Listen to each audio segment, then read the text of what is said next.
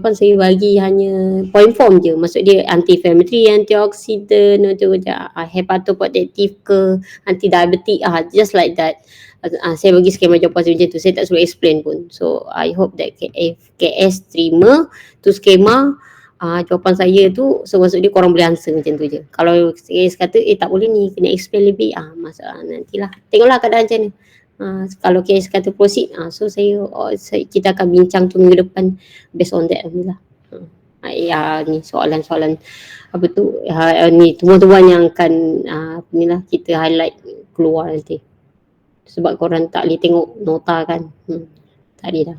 Kena ingat lah. Nanti buat nota lah, buat nota lah untuk yang saya cakap tu. So ingat itu je lah. Ya, sebab tumbuhan yang saya baca tu, kalau korang baca semua tumbuhan tu memang matilah kita nak menjawab kan. Nanti tumbuhan mana yang keluar saya beritahu. Ingat tu je. So minggu depan lah. Sekejap saya nak tanya tu, test minggu depan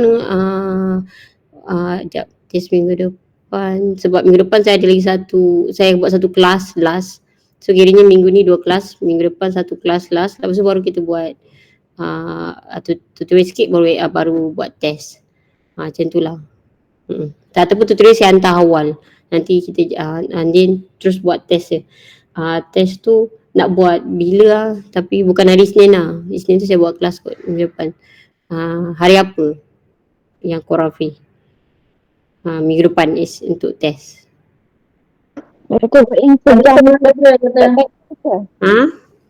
Hari apa-apa saya tak kisah.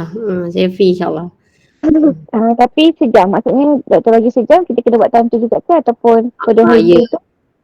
So essay tu mungkin saya akan ada bagi essay tu, saya akan ada, mungkin ada soalan essay lah, mungkin dalam topik saya bagi soalan subjektif 3 kot. So saya sebab nak praktis kan, korang jawab nanti kan, masa jawapan nanti di situ korang boleh tahu lah, boleh jawab ke tak. So nak 1 jam ke? 1 jam lah, saya bagi 1 jam jawab. So bila korang free? Kalau exam 1 jam tak? Exam betul? Tak exam. Sekejap exam 1 jam lebih tak silap saya. Sekejap. Doktor boleh, tapi kena bagi tahu lah, sebab kita orang tak nak ambil orang kan. Tak nak ambil orang? Ambil apa? Tak nak ambil customer lah. Itulah saya tanya bila korang nak. Saya tak ada masalah, tapi kena bagi tahu lah. Itulah cik. Bila? Minggu depan bila nak buat? Saya ikut majoriti.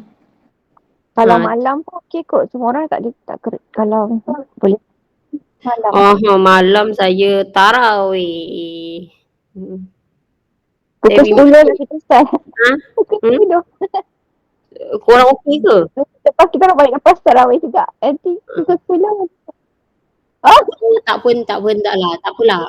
Saya sebab ni pun test kan, saya tak payah masuk, saya bagi soalan. So korang jawab, aku hantar je lah kat saya. Boleh? Saya tak kisahlah masa saya bagi ni. Itulah.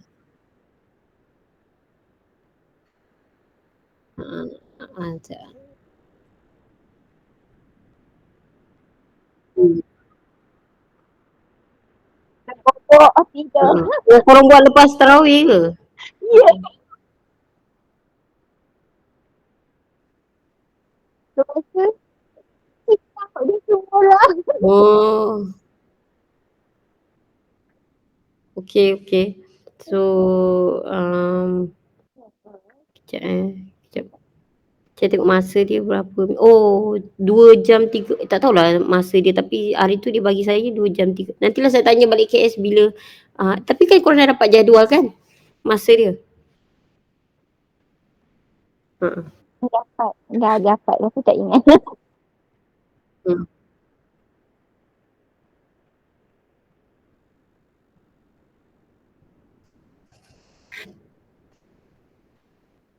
Jomlah kita buat apa ni, ni betul kita punya kelas.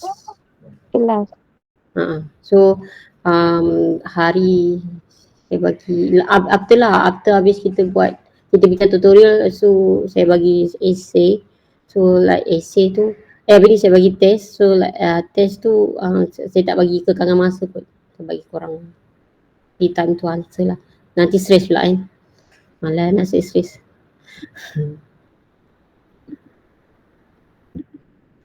Tapi korang kena ni lah, kena apa tu, kena pandai main masa lah. Nanti kalau jawab lambat-lambat nanti in the real exam nanti korang tak boleh nak jawab penuh. Faham tak? Macam tu.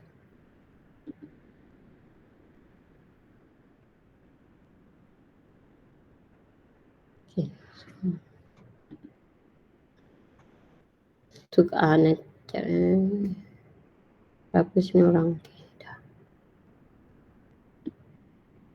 Okay, dah. Assignment okey kan? Assignment tak ada masalah kan? Okey. Tengok nota saya je lah kalau tak dapat kat tu. Okay, so sekarang ni kita masuk pada pathomation of for digestive punya system disorder lah. Okay, so kita roughly je lah pengenalan digestive ni. So digestive tahu kan ni orang kata pencernaan sistem pencernaan bahasa Melayu dia. So dia memang orang kata kalau kata sistem memang is a complex network of organ lah. Dia bukan melibat satu organ tapi banyak yang bekerjasama untuk kita cerna makanan tu. Okay. So bila dalam sistem pencernaan mestilah kita akan proses makanan kita. So kita akan extract makan nutrient daripada makanan tu kan, kita akan ambil serap dia, lepas tu yang selebihnya bahan kita akan buang. Mulai menjadi najis lah orang kata kan. Okay. So orang kata digestive system ni yang dia punya panjang tu dia start daripada esophagus ni sampai bawah ni orang panggil gastrointestinal tract. Okay. Yang panjang ni maksud lohong yang panjang tu. So termasuk sekali kita punya liver, pancreas, belakang stomach kita ni dan juga gallbladder. So ini adalah organ yang terlibat lah. Yang kalau orang kata GIT tract tu yang panjang start daripada kita masuk mulut, masuk esophagus sampailah ke anus kita, itu adalah GIT tract. Okay. And then so dia juga dipanggil hollow organ lah sebab apa dia ada lohong kan. Bahasa Melayu lohong macam ruang dalam organ tu untuk kita makanan masuk. So dia start daripada esophagus, masuk ke stomach, small intestine and large intestine. Kita akan masuk dulu actually masuk large dulu baru small dia punya pathway tu. So dia akan masuk kat ni anus untuk buang najis. So ni dia punya pathway lah. So stage of the digestion dia. So first kita start daripada cephalic lah. Maksud dia start daripada atas sekali. Cephalic means macam kepala actually kalau diet translate. Tapi dia macam the first one lah. So biasanya kalau akan terlibat proses chewing. Maksud dia kita kunyah makanan tu. Okay, dalam saliva kita. Dan saliva actually dah start dah ada enzim untuk food tu hancur. Sebab tu kalau macam kita digalakkan untuk lebih banyak kunyah sampai makanan tu hancur. Sebab dalam mulut kita ada dah enzim untuk hancurkan makanan. Enzim amylase tak silap saya. Okay. So lepas tu lepas kita dah kunyah makanan tu, makanan dah ni hancur. So kita akan telan lah. Dan telan tu mulai proses akan lalu organ esophagus lah. So dia adalah proses peristalsis, propulsion. Maksud dia contract, relax. So dia punya muscle dekat esophagus tu akan membawa makanan tu turun ke bawah sampai stomach. So dekat bila sampai stomach adalah proses digestion lah. Okay. Biasanya kita dalam stomach tu akan protein semua dia akan dihancurkan lah menggunakan gastric juice. Okay. Dan dia ada jugalah digestive juice yang lain di dalam stomach tu.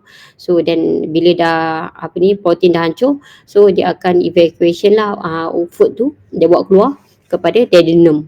So duodenum ni lah part of the intestine. So and then masuklah small intestine digestion. So which is liver, pancreas. Ni adalah main peranan dalam proses penghancuran. Contohnya kalau liver biasa penghancuran liver.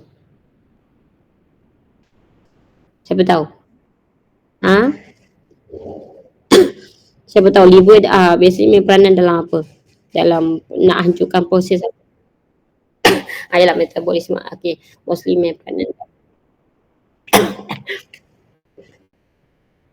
Okey. Dia je funny je, tekak gatal dia. Kan? Lemak. Okey. Betul, lemak main peranan lemak, betul. So tapi dalam stomach ni segala benda dalam semua intestine ni, so kita akan start lah carbohydrate kita ambil, fats, okey kat situ start juga digestions, polypeptide, so all the ni yang bila the protein dah hancur and then dia akan form into more small molecule, yang makanan tu dia akan jadi carbohydrate, dia akan jadi fat, polypeptide, nucleic acid semua tu. Dia dah hancur semua tu, nanti akan start lah absorption. Okay, so faham dia akan absorb lah nutrien-nutrien yang diperlukan dalam badan kita lah, macam glucose, fructose, peptide, amino acid kan, dari makanan tu. Kalau makanan tu kita makan nutrients, so banyak nutrien kita akan dapat. Tapi kalau makanan itu kita makan kurang nutrien, so apa je kita dapat? Buang jadi bahan pembuangan je lah, tak ada nutrien sangat. So seterusnya absorption lah dekat last intestine ni.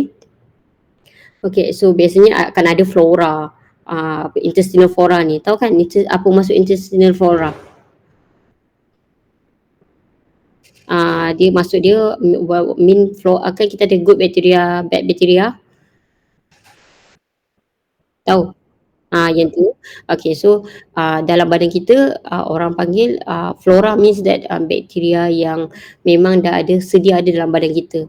So contohnya dekat mulut kita memang ada dekat almost part of our body akan ada bacteria, which is bacteria yang akan mengawal balance our body actually, untuk proses macam immunity badan kita macam tu lah.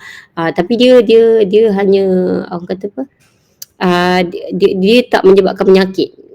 Tapi kalau bacteria, kalau dia bacteria luar masuk, baru akan menyebabkan penyakit. Tapi bakteria yang sedia ada dalam badan kita, dia tak akan menyebabkan penyakit. Orang panggil normal flora. Dia ada bakteria yang sedia ada dalam badan kita panggil normal flora.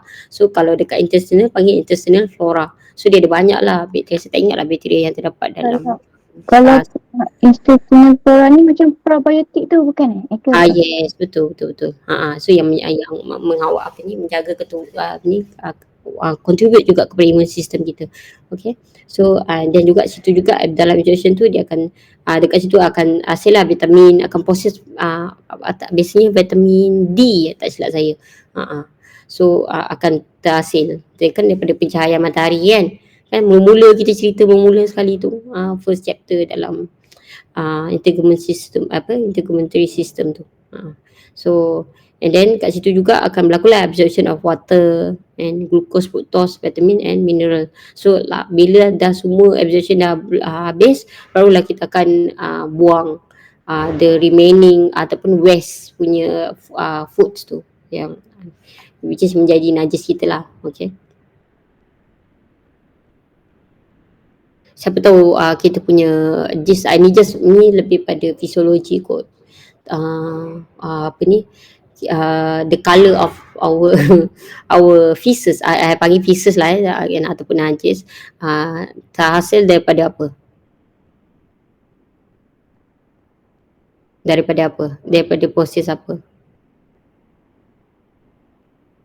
Tak tahu. Actually bile lah, kan daripada gallbladder tu kan. So actually bile yang menyebabkan warna najis tu.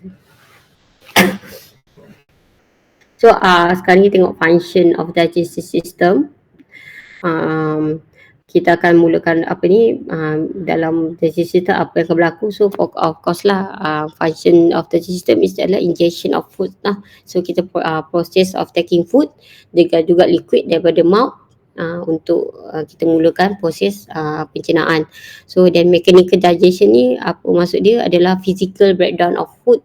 Makanan tu kepada small pieces kita akan ni kan kunyah kan, kita hancurkan makanan tu and then sampailah ke stomach. So kat situ juga akan ada enzim yang terlibat, proses untuk penghancuran dengan lebih kecil lah, lebih detail, iaitu dia akan jadi protein. So and then the chemical digestion juga terlibat untuk breakdown the large food molecule lah into smaller. So dan juga untuk mudah kita nutrient tu diabsorb lah dalam ni. Bila chemical enzim terlibat tu, dia akan hancurkan untuk kita absorb, untuk intestine kita absorb. Okay, so enzim tu dia start daripada saliva dah ada dah. So dekat gastric juice and bile dan juga pancreatic secretion. So this ni tempat-tempat ni adalah yang adalah proses untuk enzim berlaku lah. So saliva, gastric juice, bile dengan pancreatic secretion. Okay, untuk breakdown the carbohydrates, protein and fat lah menjadi molekul kecil untuk senang badan kita absorb. So absorb is a process by which nutrient, electrolyte, vitamins dengan juga air akan diambil lah oleh sel kita. Okay, dekat lining of the small intestine lah. Okay, so dia akan transfer kepada bloodstream and then dia akan distribute to the body and cell di mana yang diperlukan. Macam tu. Okay okay, ada juga lah pula. So elimination of waste, apa maksud dia? Maksud dia kita akan buang lah yang waste product yang tak boleh nak digest ataupun tak boleh nak absorb. So dia akan buang. So dia macam contohnya fiber kan, ataupun undigested food particle lah. So dia akan buang melalui feces kita. So regulatory function bermakna digestive system ni juga dia regulate fluid, okay, fluid kita, dan juga pH balance lah, dan dia juga proses interact with the immune system kita. So stomach main peranan dalam immune system kita, perut kita ni lah. Okay, so ni lah I see the gut flora. So I think intestinal flora juga. So compromise of bacteria yang memberi benefit pada kita, which is yang memberi peranan dalam nutrient absorption, synthesis of vitamin. Contoh macam vitamin K, vitamin B, okay. And then dia juga protect juga dalam pathogen. Maksud dia bakteria-bakteria luar lah. Okay. So digestive system juga terlibat dalam koordinasi lah, proses neural dengan hormonal mechanism lah. So which is kita nak pastikan proper timing dan juga balance of enzyme secretion, muscle contraction dengan juga nutrient absorption. So actually melibatkan seluruh badan kita. So seterusnya kita masuk disorder. Bila kita tahu dah normal apa tindak normal function of digestive system, so kita boleh discover lah bila satu benda tu berlaku, kita boleh distinguish, maksud dia bezakan sama ada ini normal atau tak normal. Okay, so benda pertama adalah GERD, ataupun kita panggil gastroesophageal reflux disease. Okay, maksud dia ni melibatkan, kalau orang kata gastroesophageal, maksud dia melibatkan stomach dengan esophagus punya organ. Reflux disease maksud dia di mana acid tu dia sepatutnya dia tak masuk tau. Sepatutnya dia tertutup kat sini, tapi dia boleh reflux naik ke atas. Okay, so di mana stomach acid ni flow back into the esophagus. Okay, akan menyebabkan heartburn dengan irritation.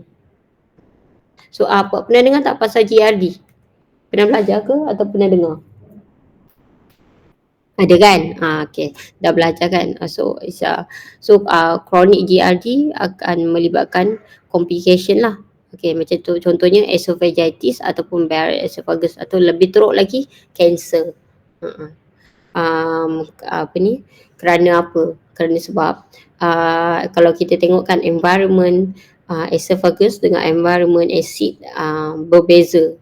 Okay, sebab apa? Acid ni dia penuh dengan pH dia sangat rendah, acidic lah, berbanding pH dekat esophagus. So bila mana acid ni kan, sebab dia acid kan, pH dia rendah kan, so keep naik atas, dia keep flow back kan, dia keep naik di atas ni akan menyebabkan perubahan condition pH value dekat stomach.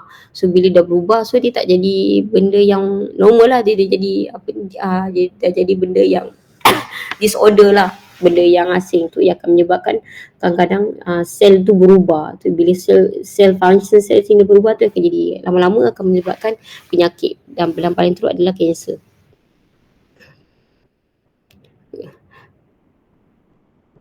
Macam apa, kita baca sendawa tu kan, yang kerap sendawa tu ni kalau kadang-kadang tak apa, tapi kalau macam kita dah kerap kali rasa macam sendawa, tu macam kita boleh rasa the acidic tu. So just be careful lah, itu adalah permulaan pada penyakit kata. So macam peptic ulcer. Okay.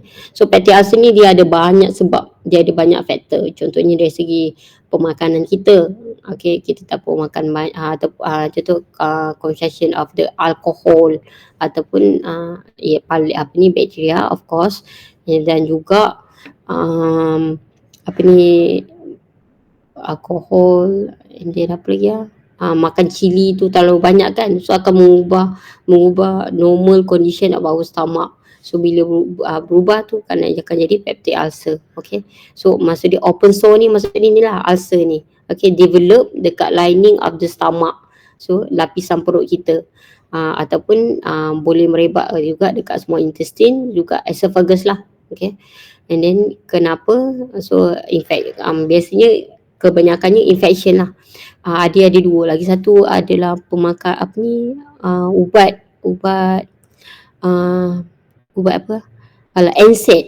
Ubat NSAID juga boleh menyebabkan pada peptic ulcer. Selain tu jugalah pemakanan ubat. So Helicobacter bacteria ni adalah saya punya projek master saya masa dekat UKM tu. Saya buat ni lah, peptic ulcer. Saya guna madu untuk untuk penyembuhan ulcer yang disebabkan oleh bakteria Helicobacter pylori.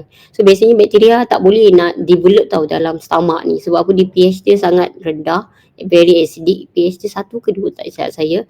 So and then mostly bakteria akan matilah, tapi ada satu bakteria orang panggil Helicobacter bacteria. So yang ini dia akan menyebabkan normal condition badan kita berubah, dan dia akan ni sebab apa, dia betapa kalau kita belajar pasal Helicobacter bacteria ni very orang kata interesting tau. So dia akan menghasilkan mucus untuk dia untuk dia melindung diri dia daripada acidic tu. So nanti normal body kita akan berubah lah, tu yang jadi ulcer tu. Dia ada proses dia lah, macam mana kenapa ulcer tu boleh terjadi, inflammation, this come from inflammation lah actually. Ni ada juga NSAID, saya kata kat sini. So saya masa tu saya buat animal study lah, tapi nampaklah pembaikan madu tu dalam untuk peptic ulcer tu, dan juga dibunuh juga the bakteria tu. Siapa yang ada masalah peptic ulcer maybe boleh try madu, very good. Okay, seterusnya inflammatory bowel disease, ataupun kita panggil IBD. Okay, and ini adalah satu kumpulan inflammatory punya kondisi di mana dia akan affect lah kepada kita punya kolon dan juga small intestine kita. Okay, so biasanya dalam IBD ni dia ada 2 jenis penyakit lah, which is Crohn disease dan juga ulcerative colitis. So simptom diorang tak jauh beza juga. So biasanya akan abdominal pain, diarrhea dan juga rectal bleeding lah. So macam ni nak bezakan sama ada penyakit tu ulcerative ataupun Crohn disease. So biasanya normal colon kita macam ni lah, ni gambaran dia kan. Tapi kalau orang yang ada ulcerative, dia akan biasanya ada ni putih-putih ni, patches putih ni, maksud dia adalah ulcer lah, ulcer. Okay, ulcerative surface yang putih-putih tu. Okay, so kalau Crohn disease membezakan adalah thickening of the colon wall. So dia punya biasanya kita punya nipis je, tapi kan, tapi dekat orang yang ada colon disease dia punya muscle dekat colon tu besar, dia tebal. Okay. So ada juga ni cobblestone appearance of surface, macam ada biji-biji dekat dalam lining of our small intestine tu. Okay. Dan juga fistula. Tahu tak apa maksud fistula? Siapa tahu perkataan fistula tu apa? Ha? Fistula apa? Siapa tahu? Ni dekat gambar tu nampak tak? Fistula. Maksud dia kat sini nampak tak? Sekejap. Nampak fistula. Maksud dia tak boleh. Fistula bermakna adalah satu orang kata abnormal condition di mana orang kata sel tu tak boleh nak form, tak boleh nak bercantum. So dia terbuka kat situ, nampak? Sepatutnya normal dia bercantum kan? So ini tak. So itu yang membezakan arthritis dengan Crohn disease. Okay. Seterusnya irritable bowel syndrome, IBS. Okay, tadi kita belajar IBD kan, bowel disease kan. So ini adalah sindrom. Tadi tu disease penyakit, sekarang sindrom. So apa membezakan adalah di mana dia adalah functional disorder lah, maksud of the digestive tract, characterized by abdominal pain, bloating, constipation dan juga diarrhea. Okay, so exact cause of IBS ni kita tak pasti, macam masih tak diketahui lah. Tapi faktor luar juga main peranan lah. Contohnya diet kita, stress ke, ataupun motility of the gut lah, memain peranan untuk terhasilnya irritable bowel syndrome. Maksud dia punya bowel patutnya kita contract relax kan, tapi dekat irritable bowel syndrome ni berbeza. Dia punya contraction dia tak normal. Maybe orang contract sikit dia contract habis. Dia macam dia cengkam habis tu. Oh, kejap. Hello. Are you there already?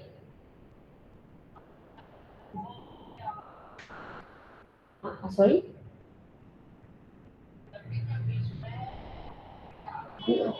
No. KWKK Hospital. KWKK Kompleks Kesihatan Wanita Kanak-kanak.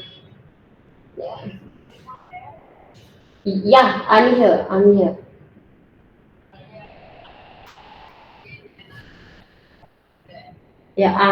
This parcel hantar dekat Villa Damansara kan? Ya betul lah. So you ambil dekat hospital tau, dekat KWKK, Kompleks Kesihatan Wanita Kanak-kanak, in the lobby. I'll be there. Okay, alright. No, you just drop off dekat lobby saja. So I will be there. You don't need to parking. And your time arrive bila? Estimate? Alright, 10 minutes now. Oh, okay. Okay, alright. Okay, sure. Okay, alright, thank you. Sorry saya terpaksa buat apa tadi, Grab driver call sebab saya nak hantar ubat dekat rumah pesakit ni. Macam ni lah tugasnya. Kalau patient tu tak dapat nak ambil ubat atau ubat dia nak habis kan, so saya kena backup, kena hantar ubat tu dekat rumah dorang. Saya pakai Grab rider je. Tapi dia hantar lagi. Itulah. Dia kalau buat research ni macam ni lah, semua benda lah kena buat. Okay. Amin. Okay, terus kita patient lagi 5 minit kita stop, so kita sambung link baru sebab saya nak hantar ubat kejap. Saya nak hantar dekat rider tu dekat lobby bawah. Nanti saya atas balik kita sambung. Tapi dia belum sampai lagi, tak apa kan. Kita sambung. So seterusnya kita masuk dekat gallstone. Okay, ni adalah ni. Tahu kan ni apa ni? Hijau ni. Dia apa dia bahasa Melayu? Saya tak ingat lah. Empedu kita, betul, empedu kita. So apa ni, gallstone ni orang panggil gallstone ada satu penyakit lah bermakna ada biji macam orang kata biji batu di dalam gallstone tu terhasil. Okey, dan dia akan mengeras lah hardened deposit, okay, form in dekat gallbladder kita ataupun bile ducts. This is bile duct, ni bile duct kita. Okay, so biasanya dia hasil apa ni yang function dia untuk gallbladder adalah untuk penghancuran kita punya kolesterol kan. Dan juga ni bilirubin ni adalah proses lah untuk biasanya dalam proses kolesterol lah, saya tak ingat lah, tapi dia terlibat juga dalam kita punya yang menghasilkan warna tau, tak silap saya, bilirubin ni, warna feces kita tu, macam tu. Doktor, ini masalah batu karang ke doktor? Batu karang? Tapi dia dekat empedu lah. Batu empedu. Batu empedu bagian. Kalau batu karang dekat kidney kan. So bila kat mana-mana siapa yang ada batu empedu ni ataupun orang panggil gallstones, so dia akan menyebabkan sakit lah, sangat sakit. Dan kita rasa nausea, pening-pening nak macam nak muntah semua tu. So then complication contohnya inflammation of the gallbladder ataupun blockage. Dia dah block dah, which is gallstone tu kan dia kena block. Dia block and then of the bile duct. Ni biasanya terhasil bila kita dalam badan kita kolesterol kita terlalu banyak. Penyakit orang ada penyakit kolesterol ni akan biasanya most likely to cause this gallstone lah. Bila dah terlalu banyak hasil kan, kebanyakannya doktor akan buat surgery, sama ada dia hancurkan. Kalau tak boleh nak hancurkan, gallstone is too big, either paling worst come scenario adalah doktor biasanya akan buang the gallbladder. Boleh hidup tak tanpa gallbladder? Boleh. Boleh hidup je, kita tak mati, tapi cuma kita akan hilang lah syurga nikmat makanan, macam tu kan. Tak boleh nak makan makanan yang penuh dengan fat, minyak, tak boleh, semua tak boleh macam tu. Okay, so seterusnya pancreatitis. Bila kata pancreatitis ni maksud dia adalah infection lah, mostly infection, titis kata kan. Okay, what happened to this adalah inflammation of the pancreas. Ni adalah pancreas kita, so which can be acute or chronic lah. Okay, acute pancreatitis ni biasanya disebabkan oleh gallstone memain peranan juga. Bila kita ada masalah penyakit gallstone, secara langsung dia akan affect juga kita punya pancreatitis. Sebab apa? Diorang bercantung, dia punya nampak tak, dia punya lining dia punya sambungan dia tu kan, untuk kepada duodenum tu adalah dia bertemu dekat satu tempat. Sebab tu bila satu affect, semua sekali dia akan menyebabkan affect to the next organ lah. Okay, ataupun alcohol consumption, and then ataupun chronic di mana chronic pancreatitis ni adalah result daripada long term of alcohol abuse ataupun other factor. Dia ada banyak sebab lah kenapa boleh terjadi, tapi mostly cause alcohol ataupun daripada gallbladder tu sendiri, gallstone tu sendiri. Okay, simptom dia lebih severe lah. Memang kita boleh nak tahan abdominal pain dia, nausea dan juga vomiting. So kalau kita nampak dia punya simptom masalah stomach ni adalah almost same, abdominal pain, vomiting, nausea, tapi kita tak tahu kan mana satu organ yang terlibat. So kita perlu diagnosis lah, kita perlu ke hospital. Jangan anggap abdominal pain tu adalah perkara biasa. So kalau nanti makin teruk, dia akan affect our other body part juga. Doktor, dia masuk sampai ke pancreas tu ke batu tu? Tak, dia akan blocking. Nampak tak? Bila kan ada, kalau gallstone tu kan dia, kalau tengok gambar kat asal ni kan dia nampak dia blocking kan. So kan dekat sini kan pancreatic duct kan. Ini common bile duct, adalah sambungan gallbladder. Pancreatic duct adalah daripada ni kan. So bila dia stop sini, dia ganggu sini, so dia akan ganggu untuk proses pancreatic duct. So all the enzyme akan stuck. So sini pun inflame lah. Dia stuck. Dia tak boleh nak keluar. Macam mana laluan utama dia dah tertutup. Tu yang akan menyebabkan. So siapa yang ada gallbladder, please treat earlier. sebelum pancreas pun terkena sekali. So dia boleh menjadikan orang yang ada masalah gallbladder tu, dia boleh menjadikan orang tu akan mendapat sakit diabetes juga ke doktor? Macam tu? Ya, saya tak boleh nak jawab itu. In long term maybe can. Maybe. Oh. I'm not sure. Saya tak pasti. Saya tak boleh jawab. Nanti saya tengok.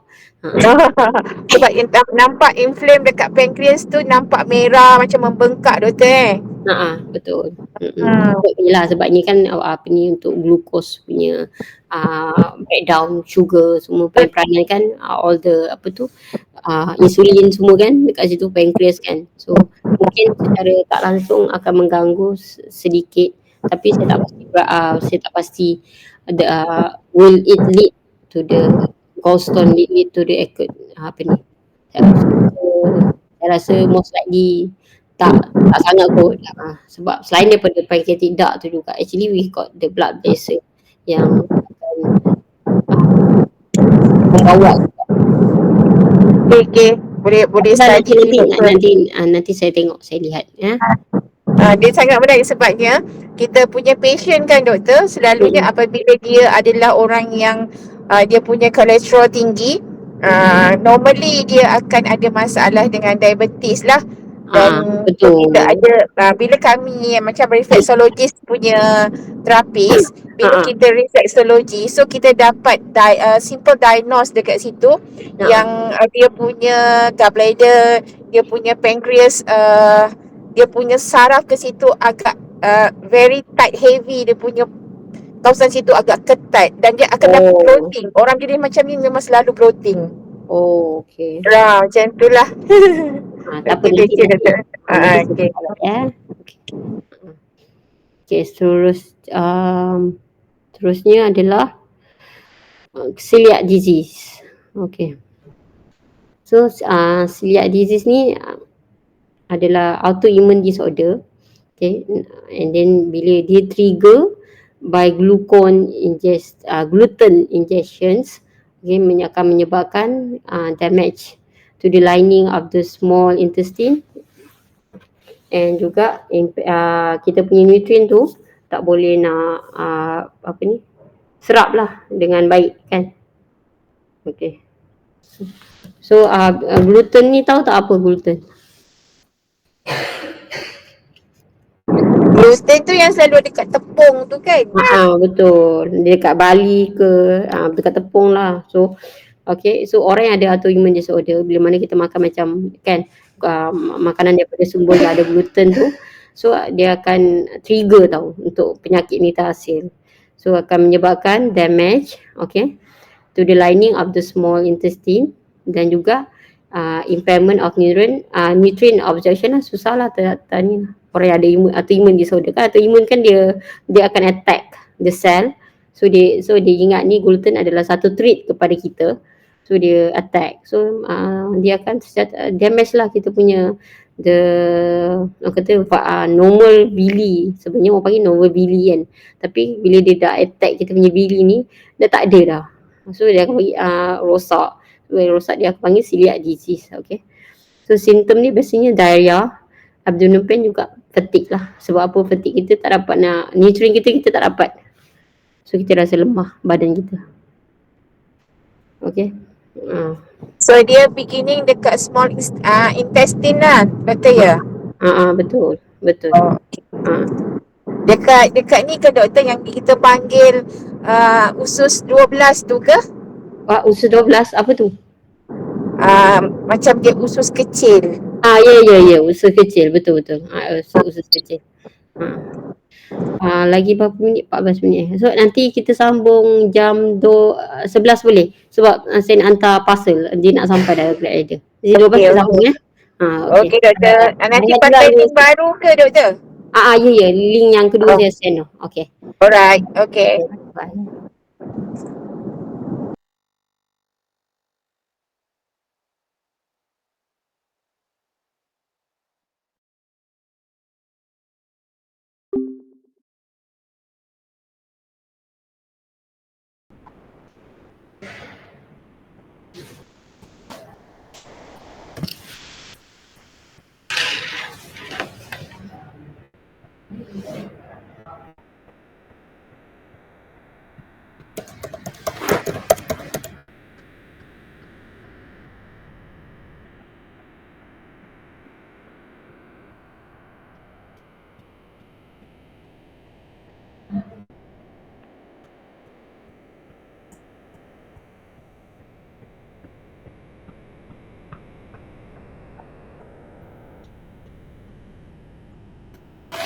Okay, kita sambung ya. Dengar kan? Boleh dengar kan? Okay.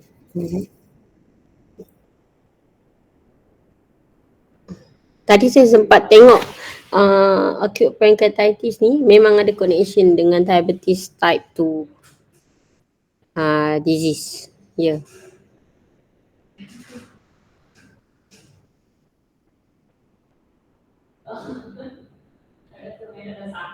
Tadi siapa yang tanya tu tau? Saya tengok, nama dia saya tak tengok tadi.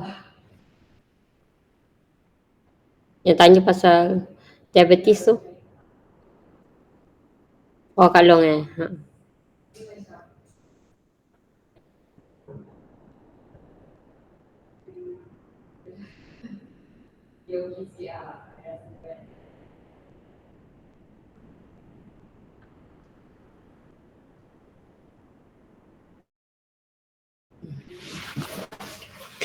Okay, kita sambung tadi kat mana? Okay,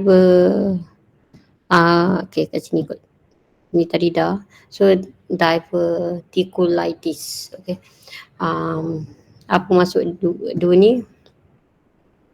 Adalah inflammations ataupun infections of the small pouch. Orang panggil diverticular.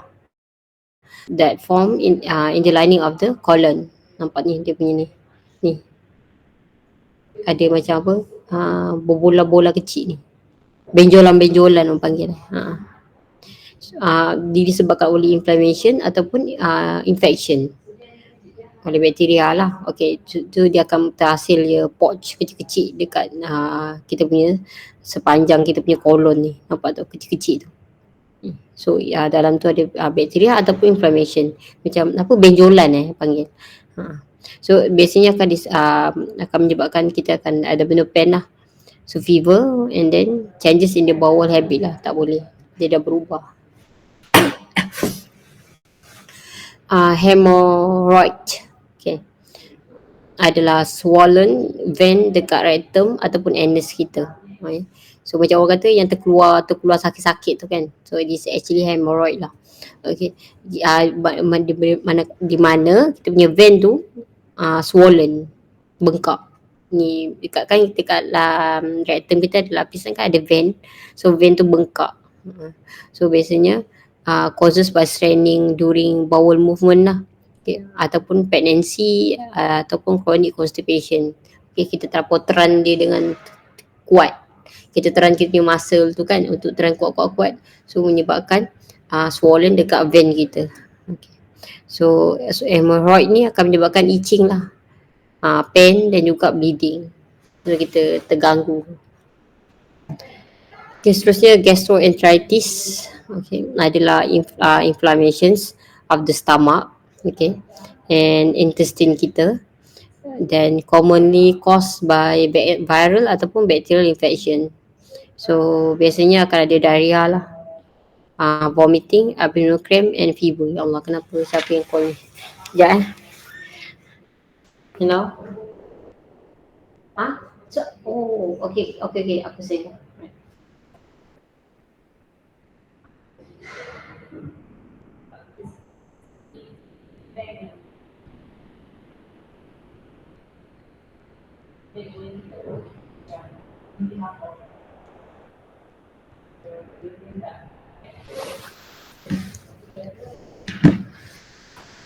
So ada soalan tak pasal masalah ni? Masalah dalam sistem pencernaan?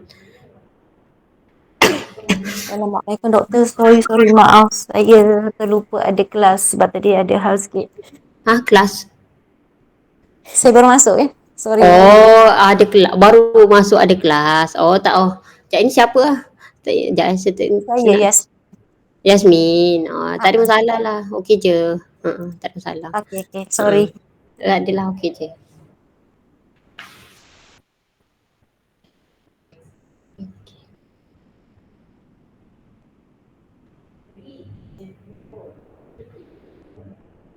Sekejap 1 minute Ada tanya. I confirm tried the evidence given by.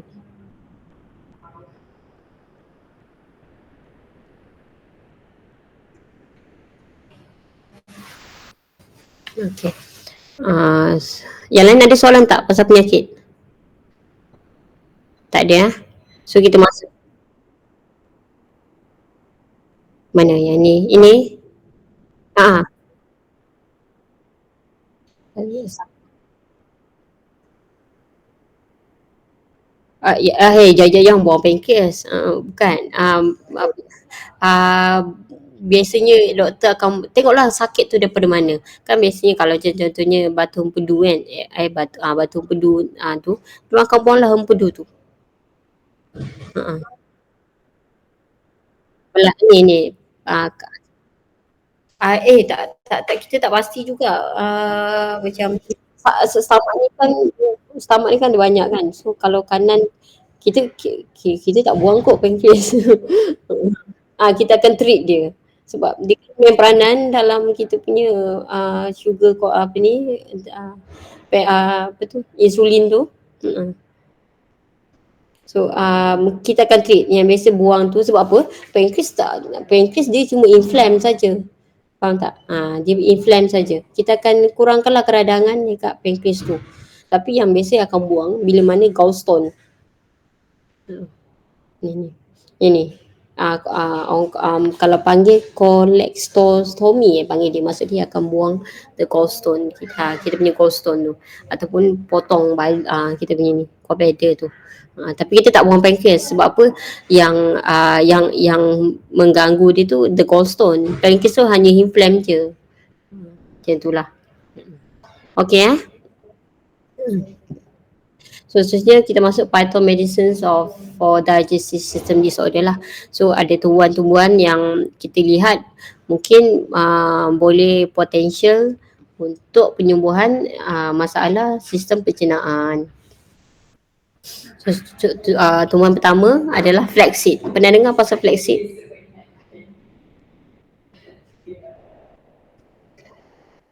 Flaxseed? Bukan kuaci. Flaxseed ataupun panggil flax. It's actually flax. Seed tu maksud dia punya biji lah. Dia ada tumbuhan dia. Nama dia Linum usitatissinum. Saya rasa macam agak popular jugalah flaxseed ni. Chia seed, flaxseed. Ya? Pernah jumpa, pernah tengok tapi tak tahu apa. Ada banyak dekat supermarket. Very good untuk kita punya apa ni. Kalau chia seed tahulah doktor. Ini chia seed kan? Tak, dia kawan dia, rakan-rakan dia lah. Selain daripada chia seed, is flaxseed juga. Flaxseed bagus. Flaxseed, black seed, chia seed, macam tu. Flaxseed one of the ni yang banyak juga dia punya benefit kepada kesihatan tubuh badan kita. Salah satunya adalah digestional kita punya ni lah. Dia jantung pun bagus juga. Orang ada obesity pun bagus juga. Ni untuk flaxseed ni. Jantung pun okey.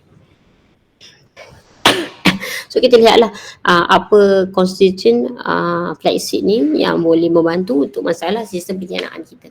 So contohnya flaxseed ni dia ada dietary fiber lah, which is soluble and insoluble fiber yang akan membantu untuk regulate kita punya intestinal lah.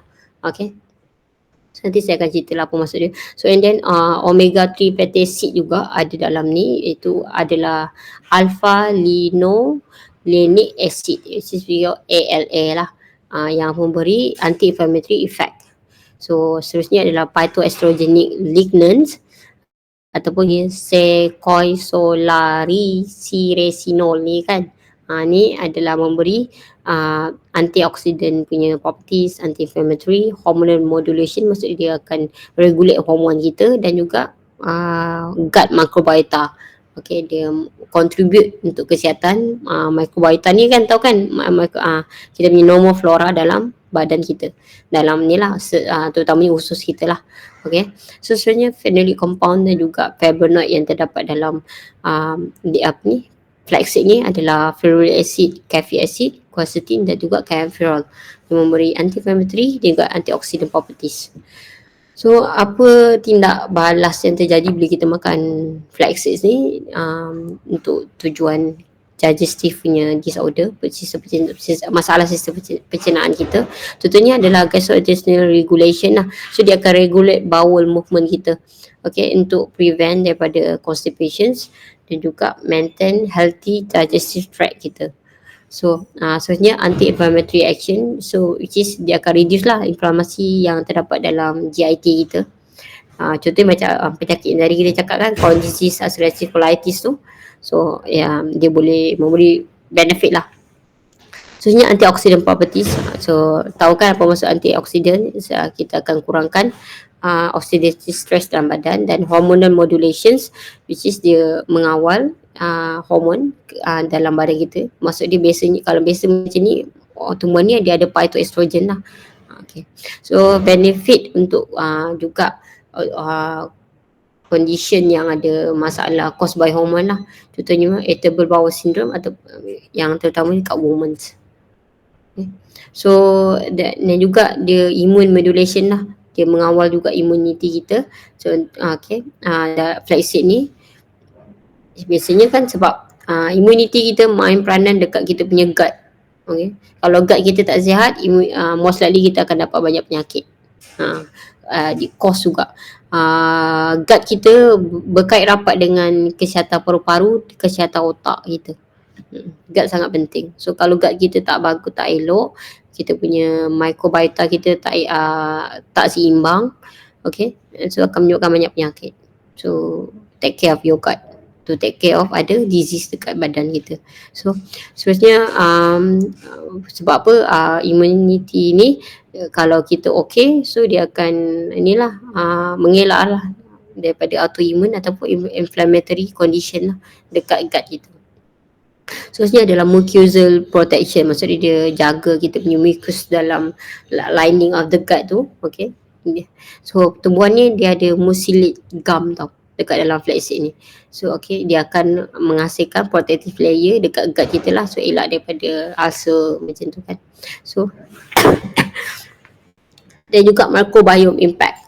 Maksud dia the fibrous component dekat flaxseed ni dia act as a prebiotic. So lepas ni nak makan lah. Okay, the feeding dia akan beneficial untuk gut bacteria kita, so which is promote healthy gut microbiome lah. And then so apa contraindication dan side effect? Kalau makan ni kita ada jugalah kena jaga-jaga kan. Ada certain orang tak boleh. Contohnya orang yang ada bowel obstruction.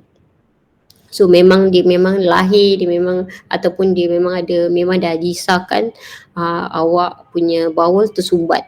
Okay, macam tu. So memang tak boleh. So elak makan tumbuhan ni kerana sebab apa? High fiber content lah. Kan nanti bila sebab bawah dah tersumbat, so dia akan lagi exacerbate, maksud dia akan menyebabkan lebih teruk lah. Sebab apa kita punya contohnya kalau awak punya esophagus semakin narrow kan, maksud dia kecut ataupun mengecil kan. So ataupun intestine kita ataupun kita punya bowel lah narrow ataupun obstruction, so tak boleh. So dia akan mengganggu. So sebenarnya juga gastrointestinal issue. So ni adalah macam orang yang adjusting body lah ataupun over consumption, over limit of taking flaxseed. So akan menyebabkan bloating, gas, abdominal pain, constipation, diarrhea and nausea. So not all people gonna get this. So setengah orang saja. Okay. Dan juga hormone sensitive cancer ataupun condition. Sebab apa? Flaxseed ni ada phytoestrogen. So dalam kandungan flaxseed ni. So orang yang ada macam hormone sensitif, contohnya macam cancer breast ke kan, ataupun uterine ataupun ovarian cancer ni, kalau nak makan ubat ni boleh, tapi bagi tahu dulu healthcare professional lah, jumpa doktor dulu. So saya nak ambil flaxseed ni. So sebab apa dia akan mengacau hormon kita lah, sebab orang yang ada masalah hormon ni, lagi-lagi orang yang ada masalah hormon yang berkait rapat dengan penyakit hormon macam tu. So impact of the nutrient absorption because of the high fiber content ni of the flaxseed ni, sebab dia ada high fiber kan, so dia akan mengganggu lah absorption of some of the medication ataupun nutrient. Okay, so disarankan jangan ambil waktu yang sama serentak. Makan waktu berbeza supaya bila kita makan flaxseed dia hanya fokus lah hanya untuk flaxseed punya absorption. So nanti medication lain ataupun nutrient lain punya absorption tidak terganggu. Macam itulah maksud dia. So interaction of the medication, contohnya orang yang ada ambil ubat diabetes, blood pressure ataupun blood thinning kan, orang ni try to be careful sebab apa, bermakna ubat ni boleh menurunkan kadar gula dalam badan kita. So orang yang ambil ubat darah tinggi, darah apa ni, ubat diabetes, kalau ambil sekali kan dia akan double dose. So elaklah nanti kan hypoglycemia. And then blood pressure juga peranan sebab apa, ubat ni boleh menurunkan kadar tekanan darah rendah, tekanan darah tinggi dalam badan kita. Okay, jangan ambil sekali dengan ubat darah tinggi. Dan juga blood thinning, because ubat ni dia ada antiplatelet. Ubat pula flaxseed ni ada antiplatelet. So kita ambil lagi ubat untuk antiplatelet, so it's double dose. Don't take at the same time lah, ambil waktu berbeza. Ataupun jumpa doktor, bagi tahu doktor saya nak ambil ni. Kadang doktor mungkin akan sarankan kurangkan pengambilan lah, jangan ambil banyak. So pregnancy dan breastfeeding because of ada hormonal effect lah. So takut nanti hormon wanita tu terganggu. So jumpa doktor, bagi tahu doktor dulu. So seterusnya adalah Down Sena. Dan ni Down Sena tahu kan? Pernah nampak ke pernah makan? Yang kering tu. Kan yang kering. Yang kering betul. Yelah, dia lah tu. Yang dikeringkan dan dijadikan teh untuk kita minum. Siapa pernah ambil? Saya. Pernah okey lah. So kita lihat lah, tengok So apa bahan-bahan yang terdapat dalam sena ni adalah senoside, which is senoside A and B. So dia ada banyak lagi actually bahan active compound yang saya sebut ni, some of it. Kalau korang Google, korang akan dapat banyak active compound. Active compound tu dia ada function dia. Okay, so ni saya ambil untuk function untuk gastrointestinal punya system disorder je lah. Macam tu.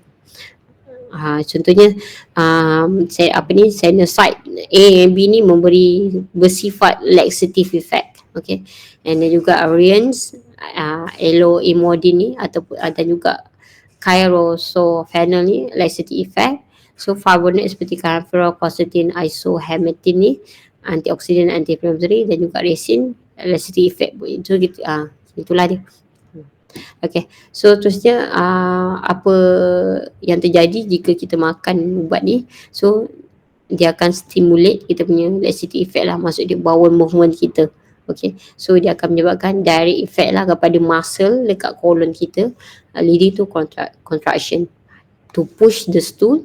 Untuk kita punya najis tu senang keluar. Orang yang ada masalah constipation is very good to take this one lah. Tapi cepat-cepat lah bersedia untuk ke tandas. Dia cepat efek dia. Okay. So tapi saya ada baca dia, kalau orang ada constipation yang teruk, dia biasanya makan hari jugalah. Dia efek dia untuk terbukti lah. Macam tu biasanya dia kata dalam 5 hari macam tu kot. Itu menandakan kita punya constipation teruk lah. Macam macam kita punya gut is not healthy lah. So alteration and fluid dynamic. Okay, sebab dia akan alter kita punya fluid, absorption of fluid dalam stomach kita, dalam intestine kita, absorption of water lah maksud dia. Kenapa dia akan inhibit this tumbuhan ni, sena ni, dia kena inhibit, dia akan menghalang penyerapan fluid dalam intestine kita. Lepas tu dia akan increase circulation of fluid dekat large intestine kita. So which is dia akan soften the stool lah, maksud dia najis kita akan nampak macam cair kan, penuh dengan air macam tu lah. So easy to pass, macam kita cari biarit macam tu lah. Okay, so reducing straining during defecation, maksud dia biasanya macam kita ada masalah constipation, kita tekan teran-teran kan, sakit kan. So this sena dia akan ease the bowel movement lah. So okay, sebab dia ni kan, pertama dia akan inhibit the water absorption, dan dia akan increase air tu dekat fluid kita. So dan juga dia akan ease the bowel movement, so ensuring the stool tu remain soft lah. So dia reducing lah, kita tak perlu nak teran pun dia terkeluar macam tu. So anti-inflammatory properties lah juga ada dalam tumbuhan ni. So dan juga antioxidant effect. Okay. So apa kesan dia jika kita makan tumbuhan ni? So electrolyte imbalance. So kalau kita makan terlalu macam overdose ataupun terlalu lama, waktu yang lama, so dia akan mengganggu kita punya electrolyte imbalance. Kenapa? Sebab apa? Kan macam saya cakap tadi, dia akan ni alter the fluid dynamic kita, dia akan inhibit kan, ataupun dia akan secrete fluid keluar. So dia akan menyebabkan kalau kita ambil dalam waktu yang lama, so, kita dah okey pun kita still makan, ataupun long term kita ambil, so electrolyte kita akan terganggu. Okay, so guna bila perlu je, jangan guna untuk harian. Lagi-lagi kalau you tak ada apa-apa masalah. Sebab apa, dia akan electrolyte kita akan imbalance. Contohnya macam potasium, sodium kita dan klorat ni sangat kita perlulah untuk masa kita pumping kan, kidney kita berjalan, itu semua perlukan minerals. So ataupun kita punya minerals lah, pokok pangkal dia. So kalau kita dah terbuang sekali, so nanti kita tak ada lah, badan kita akan tak elok lah. So chronic use effect. Okay, so saya kata long term use of ni Sena ni kan, because of kita depend pada laxative dependent on the outside punya, kita depend pada laxative tu, nanti badan kita akan setting in mind not to have muscle contraction. Dia akan, sebab apa, kita depend pada ubat tu, pada tumbuhan tu saja. So the colon ni, kita punya colon akan lose lah natural ability to expel the stool. So kita kena kalau kita tak makan ubat ni, kita tak nak berak. Macam itulah. Sebab apa? Masa kita tak nak contract. Sebab masa kita akan tunggu sign daripada Sena punya ubat tu. So bahayalah juga kan. Okay. So makan bila perlulah. So akan, bila kita tak makan nanti, kita akan jadi chronic constipation sebab apa? Kita depend pada ubat ni lah. Okay. So ni untuk biasanya orang yang ambil konsentrasi yang terlalu tinggi dan waktu yang lama. Bila tak perlu pun makan. Itu yang bahaya tu. So gastrointestinal discomfort lah. Untuk ada setengah orang dia akan nak rasa cramp dan diarrhea. So lain orang lain lah.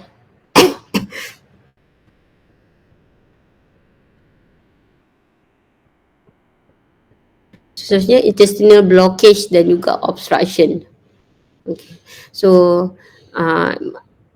macam tadi juga tumbuhan tu kan, so mana yang ada intestinal blockage, not to be used lah, elakkan, sebab nanti akan menerukkan lagi keadaan kita punya intestine yang dah blockage tu, yang dah telah tersumbat tu, macam tu. Okay, inflammatory bowel disease, biasanya orang yang macam ada Crohn disease ataupun ulcerative colitis ataupun appendicitis ni, avoid lah Sena, because apa, dia boleh worsen the symptom and inflammation. Sebab dia punya dia punya intestine kan dah rosak kan, macam tu lah. So nanti kan bila bowel inflammatory ni, bila makan Sena ni, dia akan increase the movement of the bowel. So nanti kan kita dah ulcer dah teruk, so masa kita contract lagi, Sena tu menjawab masa kita contract tu, yang akan jadi lagi sakit, kita bertambah sakit macam tu. So pregnancy and breastfeeding, okay, biasanya tumbuhan ni selamat lah kan kalau kita ambil and small consumption, tapi kalau ambil dalam large punya doses, so kita jumpa doktor lah, okay, before using Sena. So interaction with medication, so because Sena ni boleh interfere the absorption of some medication, sebab apa, dia punya laxative effect. And then juga orang yang ada ambil masalah jantung ke, diuretik ke, steroid ke, so kalau ada ambil ubat ni, jangan ambil Sena ni ketika tidak ambil ubat ni, macam tu. Jangan kerana ambil Sena kita tak ambil ubat, nanti kan jadi teruk. So waktu kita tak ambil ubat baru ambil Sena, macam tu. Pre-existing condition, maksud dia orang yang dah ada macam masalah hemorrhoid lah contoh kan, ataupun anal fissure ni, maksud dia orang abnormal of dia punya anal tu. So try to avoid taking this tumbuhan sebab dia exacerbate, maksud dia lebih menerukkan keadaan penyakit tu. Macam tu. Sebab apa? Tumbuhan ni dia akan stimulate effect of the bowel movement. Bowel movement kita lebih banyak contract untuk buang secret najis keluar kan. Tu yang lagi teruk tu.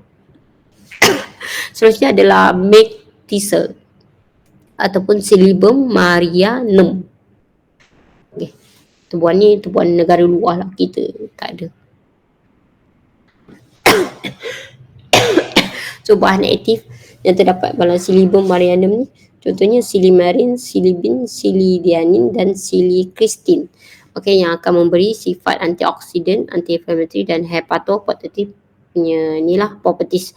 So flavonoid seperti quercetin, kaempferol, taxifolini dia memberi sifat antioksidan dan anti-inflammatory. So terpenes seperti betulin dengan aluminium acid ni memberi anti-inflammatory juga hepatoprotective properties.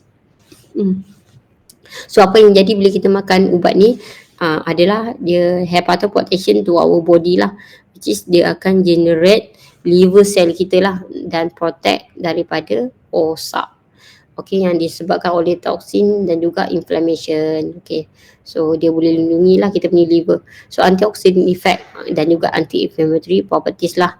Okay, seterusnya gastrointestinal motility punya regulation. So maksud dia akan mengawal kita punya GIT punya motility. Tahu kan maksud motility? Oh, dua tu berbeza, dua makna yang berbeza tu. Motility maksud dia pergerakan kita.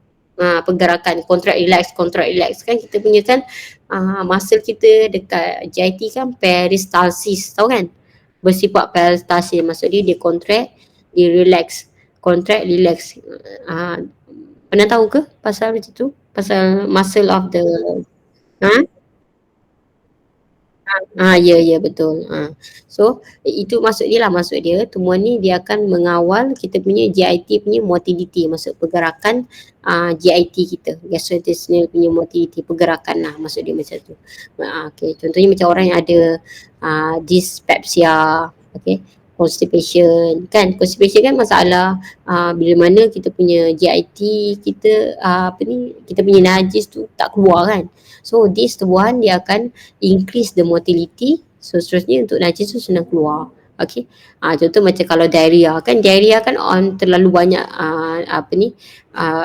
najis kita macam tak contract macam ataupun dia relax, so dia terus keluar and tu yang kita najis kita keluar tu. So this motility dia akan try to increase the kita punya kawal muscle kita supaya najis tu tidak keluar dengan laju. Macam itulah. Sebab apa diarrhea ni akan menyebabkan absorption kita terganggu. So all the fluid, all the nutrient kita tak dapat nak absorb. Macam tu.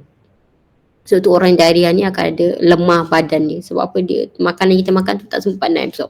Dia terus keluar jadi najis. Dia skip the absorption lah maksud dia. Okay. So dia tak langsung dia juga tolong untuk regulate movement of food. Inilah daripada digestive tract kita. Okay. So to promote maksud dia proper digestion. Maksud dia sistem pencernaan kita lebih elok. Dan juga penyerapan nutrien kita lebih elok lah. Sebab dia kawal kita punya muscle regulation dekat GIT tu. Okay, so gastrointestinal ulcer healing, okay, healing kan ada yang penyakit macam ulcerative colitis tu kan, so sepanjang dia punya intestine tu kan ada ulcer, so this tumbuhan boleh heal kita punya ulcer. Okay, sebab apa? Dia akan synthesis the mucous membrane dan juga dia akan menaikkan blood flow kepada affected area. So senanglah untuk penyembuhan luka ulcer tu dekat perut kita, dekat intestine kita. Okay, so apa yang kita kena berjaga-jaga kalau makan tumbuhan ni adalah ialah macam biasalah gastrointestinal issue. So this tumbuhan might cause diarrhea, gas ataupun bloating, stomach upset ataupun nausea dekat certain orang saja, tak semua orang dapat. Kalau orang tu allergic ke, so dia akan, ataupun dia tak benda baru kan, so akan reaksi badan dia keluar. Macam itulah. So ada juga dia menyebabkan pening, kita pening setengah orang lah, ataupun kita ambil terlalu banyak consumption of these tumbuhan ni. So allergic akan rash ataupun anaphylaxis. So hormone sensitive condition, kenapa? Sebab milk thistle ni dia mimik, maksudnya dia akan menyerupai estrogen, effect of estrogen ni. Kita ada estrogen, so dan tumbuhan ni pun dia boleh mimik dia estrogen juga macam badan kita. So orang yang ada sensitive to estrogen kan, contoh macam orang yang ada cancer, macam breast cancer, ovarian ataupun ovarian cancer, mostly woman lah. Okay, try to be careful sebab dia ada estrogen. So nanti kan hormon kita lebih haywire lah, lebih teruk. Macam tu. Sebab double kan, dari dalam badan kita hormon dah tak elok, terganggu. Lepas tu tumbuhan ni lagi menambahkan hormon kita lebih teruk, macam tu lah. Okay, so pregnancy dan breastfeeding, because of limited ni lah data.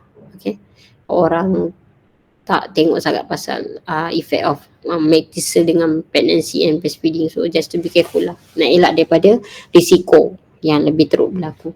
So bile duct obstruction, because of milk thistle ni promote bile flow. Okay, and then it should be, dia tak patut digunakan di orang yang ada bile duct obstruction lah kan. Macam tadi kan penyakit yang bile duct obstruction of the maybe empedu batu semua tu kan. So nanti kan bila bile duct tu promote lebih hasil keluarkan secretion of the bile tu melalui saluran duct tu. So kan bila dah tersumbat, nanti lebih teruk lah kan. Inflame lah, keradangan akan jadi lebih teruk lah. Maksud dia macam tu. So sugar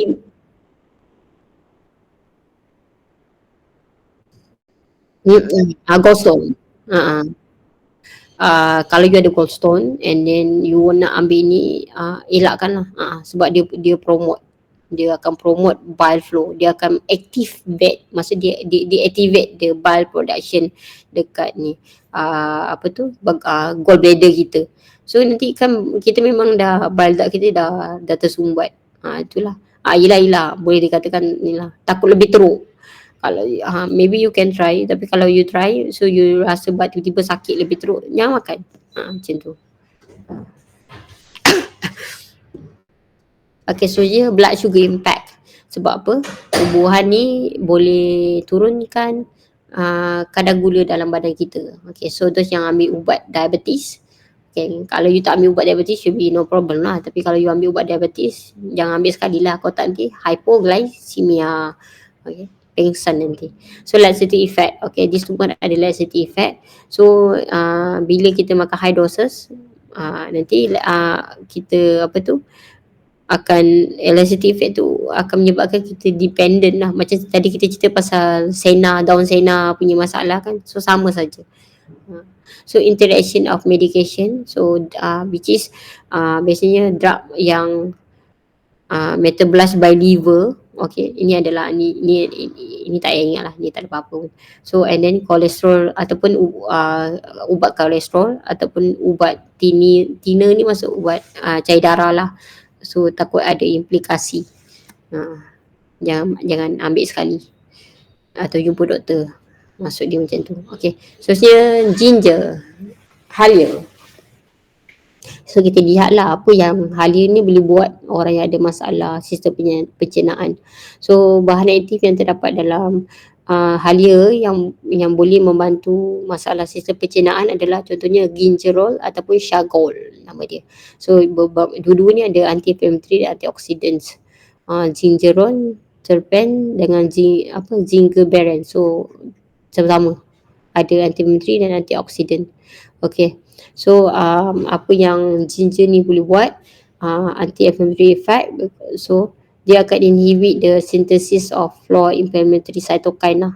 Okay, bermaksud dia ini adalah proses untuk mengurangkan keradangan dalam badan dalam usus kita lah secara tak langsung, secara pokoknya macam tu lah. Conclusion orang kata. So orang ada masalah inflammatory macam gastritis, fatty ulcer, inflammatory bowel disease kan. So bolehlah try ambil ginger ni sebab dia anti-inflammatory. So antioxidant effect, dia akan neutralize the free radical dengan mengurangkan lah oxidative damage lah.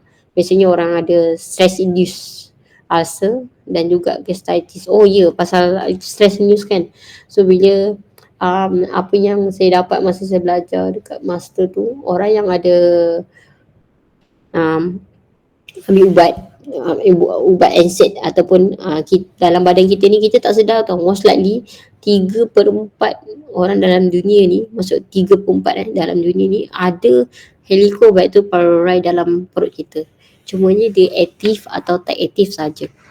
Ni macam tu. Helicobacter pylori, bakteria yang tadi kita cakap pasal fatty ulcer tu, stomach ulcer tu. So bakteria nama dia H. pylori ataupun panggil Helicobacter pylori. So 3/4 manusia dalam dunia ni sebenarnya ada. Sebab apa, kita kadang-kadang dia once macam masa zaman kanak-kanak kan, biasanya tumbuhan bakteria ni kita dapat dekat tanah, atau kita main tanah ke, ataupun daripada sumber air yang tidak bersih ke kan.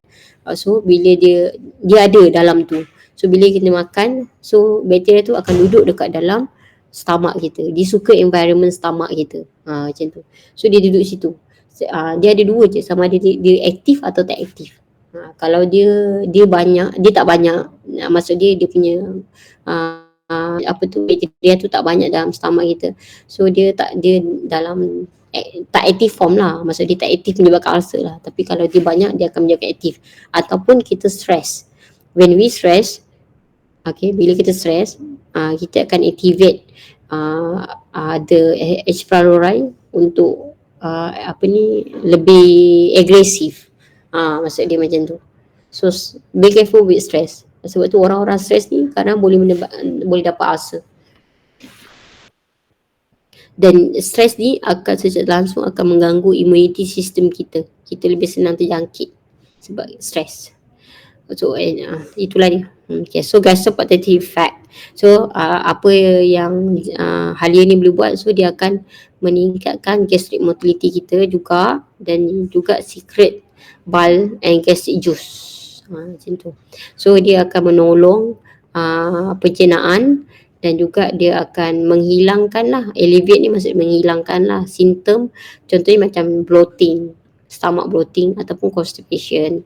Okay, mungkin tapi efek dia tak sekuat tu lah Senna tu, sebab dia tak ada laxative effect kan. Dia ada ke tak ada? Tak ada kan. Dia tak ada. Okay. Tapi dia secara tak langsung boleh membantu orang ada masa constipation. Sebab apa, dia ada ni, dia meningkatkan gastric motility kita. Okay. So dia juga akan stabilize the gastric mucosal barrier lah. Okay, so dia akan secara langsung dia akan mengurangkan risiko untuk ulcer. Sebab apa, dia stabilize lah, dia mengawal kita punya gastric mucosal ni. Okay, so orang yang ada macam masalah dyspepsia, maksud dia indigestion, yang masalah sistem pencernaan, dia tak boleh nak cerna makanan macam tu. So constipation, dan juga dia akan prevent dia gastric ulcer. Okay, so anti nausea dengan anti emetic effect, apa dua ni adalah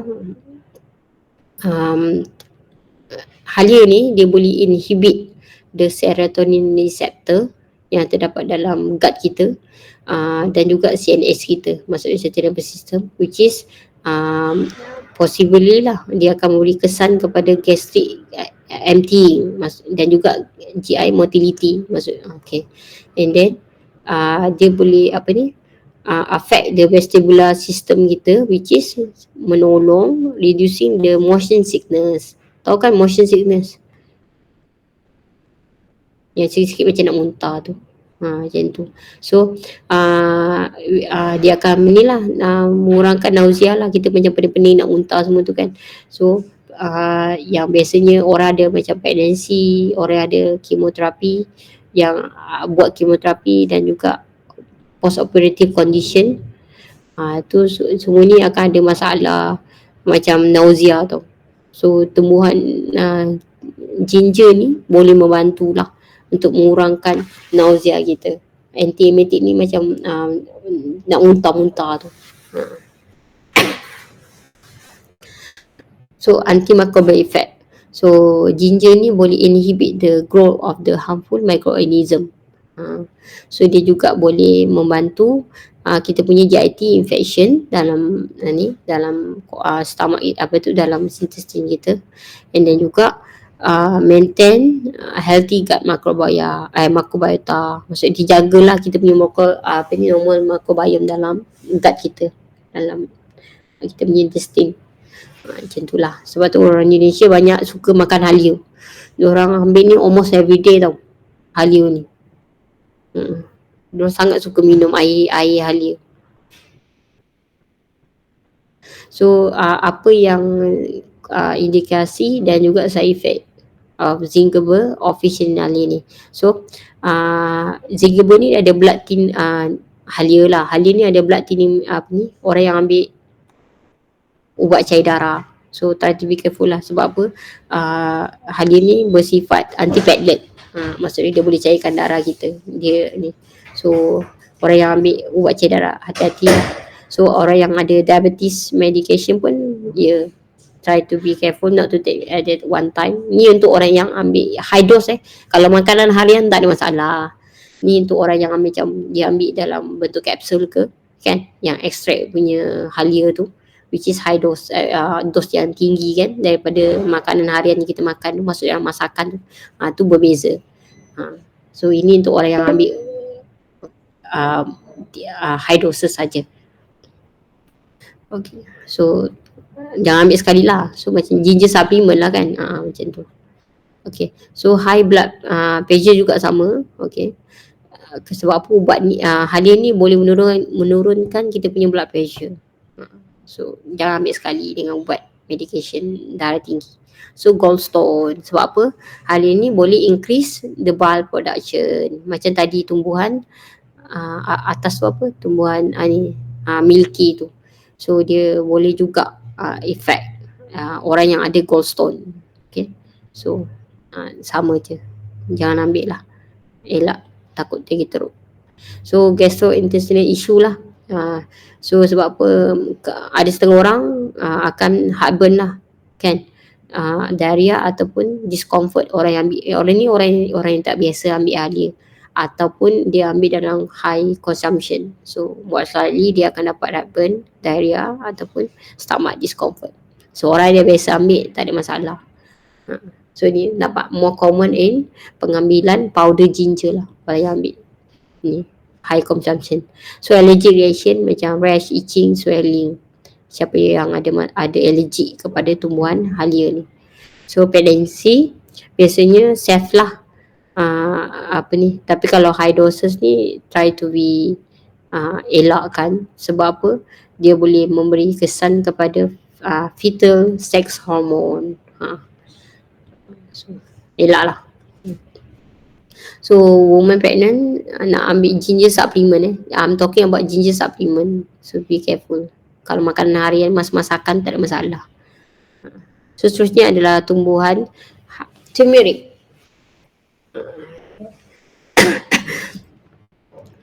Okay. Tumbuhan bahan aktif ni kita dah pernah ceritakan sebelum ni pasal turmeric. So dia juga memberi kesan baik dalam digestive kita. So tumbuhan yang aktif compound yang ada seperti curcumin, dimethylcurcumin ataupun bidetoxycurcumin. So semua ni ada anti-inflammatory dan antioksidan lah. Kita lagi berapa minit lah? 13 So saya cuba habislah satu tumbuhan ni. Sekejap.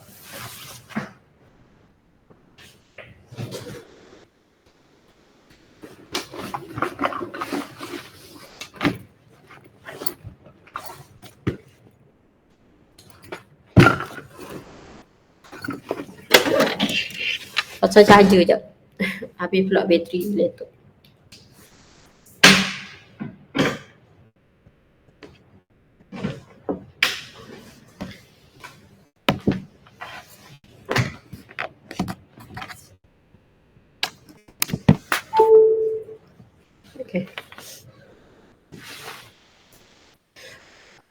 So dia ada juga EO lah, essential oil seperti Timuron, Atlanton dengan Zingerberry ni. Dia boleh antimicrobial dengan anti-inflammatory effect lah. Okay. So polysaccharide seperti Euconan D, okay, bersifat immunomodulatory effect. Okay. So vitamin seperti vitamin C, B6 dan juga mineral seperti iron, potasium, magnesium ni dia boleh support lah kita punya kesihatan keseluruhan dalam badan, terutamanya digestive system kita lah. Okay. So apa yang jadi kalau kita makan ubat ni, so dia ada anti-inflammatory effect dan juga antioksidan. So ni kita dah cerita, so kita skip. So antimicrobial juga, sebab apa dia akan prevent dan juga dia akan treat infection lah yang dekat digestive tract ni. So dan juga dia efektif untuk managing gastrointestinal infection. So orang yang macam yang disebabkan oleh peptic ulcer yang disebabkan oleh Helicobacter pylori ni, so bolehlah ambil ni turmeric ni, boleh cuba kan. Macam mana kita nak kesan Helicobacter pylori ni kalau kita ada peptic ulcer? So doktor akan bagi macam satu sign daripada biopsi. Doktor akan bagi kita akan kena hembus dekat satu apa tu panggil, ada satu benda lah kita kena hembus kat situ kan. Dia boleh baca kita punya bicarbonate punya daripada nafas tu, kita boleh baca bicarbonate bicarbonate dalam yang terhasil melalui hembusan nafas kita tu. Kalau terlalu bacaan dia tinggi, bermakna most likely ada H. pylori dalam badan kita. Dia ada cara dia, tapi senang lah, kita boleh hembus je. So kita boleh tahu sama ada badan kita ada H. pylori atau tak. Kalau nak tahu kita punya ulcer tu disebabkan H. pylori ataupun benda lain. So kalau sebab apa I tak makan ubat pun, I tak minum alkohol pun, I tak stres dan I tak ambil makanan pedas. So kenapa I boleh dapat ulcer? Most likely adalah H. pylori. So jumpa doktor lah, nanti doktor akan pandai lah dia buat, dia diagnose. So seterusnya dia akan modulate juga gut microbiota ni. So dia akan promote the growth of bacteria dan juga dia inhibit harmful punya bakteria lah. Okay. So gastroprotective effect. So dia akan promote gastric mucosal kita dan dia akan increase lah production of gastric mucus kan, rasa, dan juga protect kita punya barrier, maksud dia lapisan dinding kita punya stomach ataupun intestine daripada acidic lah, supaya ni tak rosak. Okay.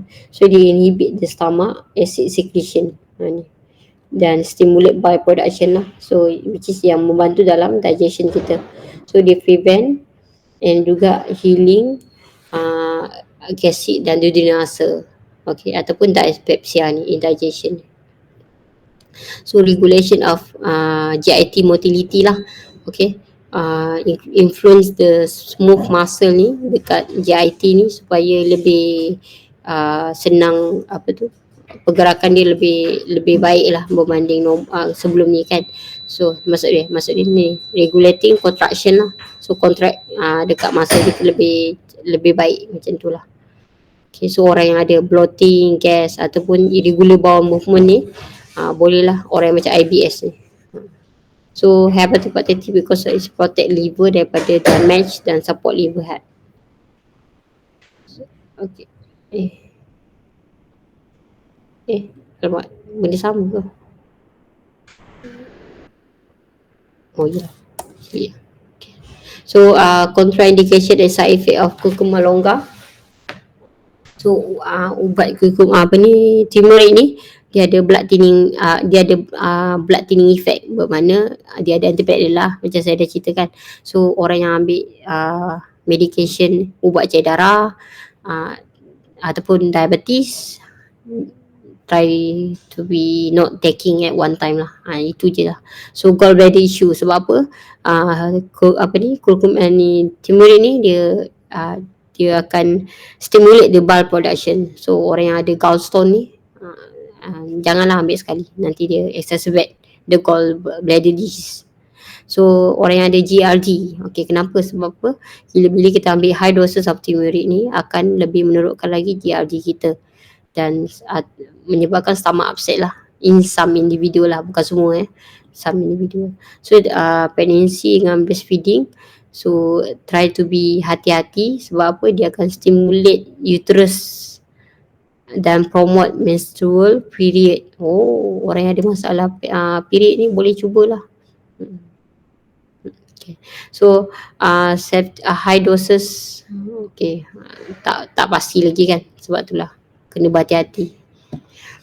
So digestive issue, high doses ni akan menyebabkan GIT problem lah. Contohnya macam stomach pain, gas, bloating ataupun diarrhea.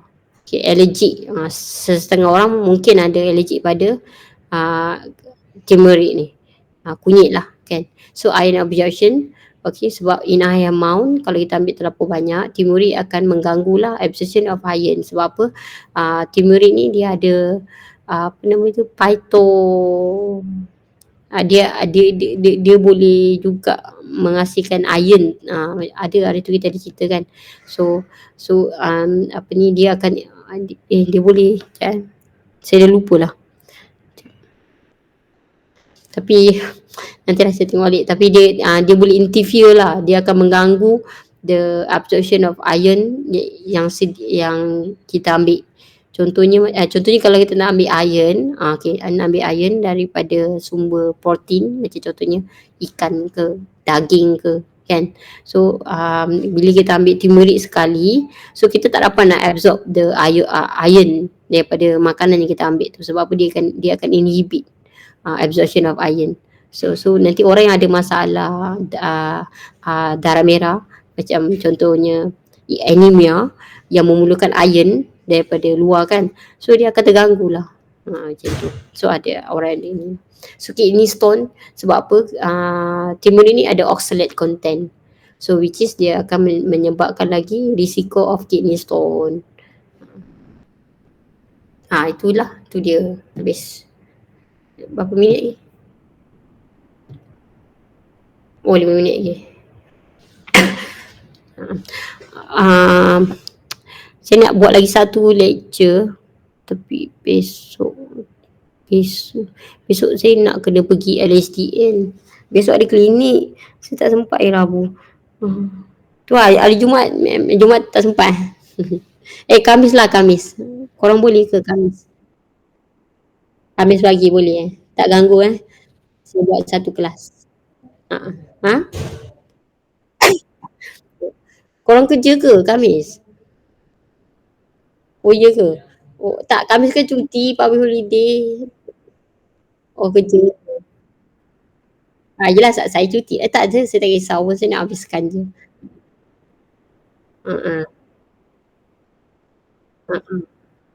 Oh yelah kan, betul lah tu. Okay lah, so okay, faham.